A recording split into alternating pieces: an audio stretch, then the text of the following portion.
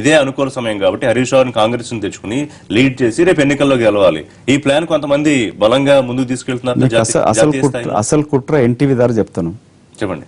హరీష్ రావుకి కేసీఆర్ కి ఎలాంటి విభేదాలు, కేటీఆర్ కి గానీ, ఆయన కేటీఆర్ గా తారక రామారావు ఆయనకి హరీష్ రావుకి ఎలాంటి ఇబ్బందులు లేవు. రావులంతా ఒకటే. కవితారావుకి, హరీష్ రావుకి, తారక రామారావుకి ఎలాంటి ఇబ్బంది లేదు.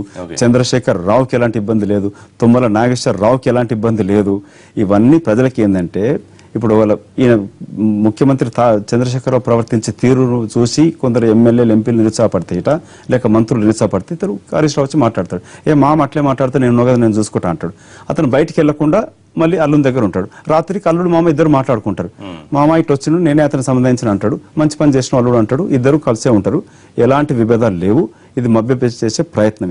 కాంగ్రెస్ కి కొంత అసంతృప్తికరమైన వార్త కదా, అక్కడ వచ్చే క్రైసిస్ క్యాష్ చేసుకోవాలని కాంగ్రెస్ పార్టీ కొట్టుకుపోతారు.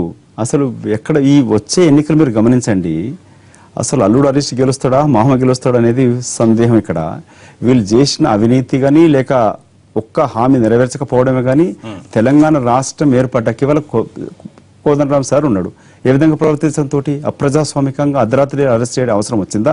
అతను బందిపోట తెలంగాణ ఉద్యమం చేసిన ఒక వ్యక్తి, నాకు పాఠాలు చెప్పిన వ్యక్తి, పొలిటికల్ సైన్స్ నేర్పించిన వ్యక్తి ఏ విధంగా ప్రవర్తించినాడు? అసలు ఇంత పెద్ద భారతదేశాన్ని రాహుల్ గాంధీ తన భుజాల మీద మోయగలరా?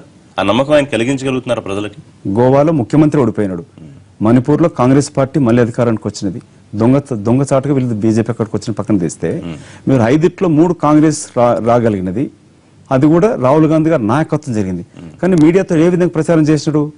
అసలు కాంగ్రెస్ అంటే రాహుల్ గాంధీ నాయకత్వానికి ప్రొజెక్ట్ చేయకుండా, పంజాబ్ గెలుపును కూడా చూపించకుండా, అక్కడ పంజాబ్ లో గెలుస్తూనేమో కెప్టెన్ అమరేందర్ యొక్క విజయం, ఓడిపోతే రాహుల్ గాంధీది. ఎట్లా అవుతుంది? మొన్న ఫలితాల తర్వాత కాంగ్రెస్ పార్టీలో సీనియర్ నాయకులు, కాకలు తిరిగిన నాయకులే ఇప్పుడు సీరియస్ గా ఆలోచించాలి, నాయకత్వ మార్పు గురించి ఆలోచించాలి. అంటే ఏంటి? పూర్తి స్థాయిలో రాహుల్ కి పగ్గాలు ఇవ్వాలి, సోనియా గాంధీని పక్కన పెట్టాలన్నా, లేకపోతే వైస్ ప్రెసిడెంట్ గా ప్రియాంక గాంధీని తీసుకురావాలన్నా?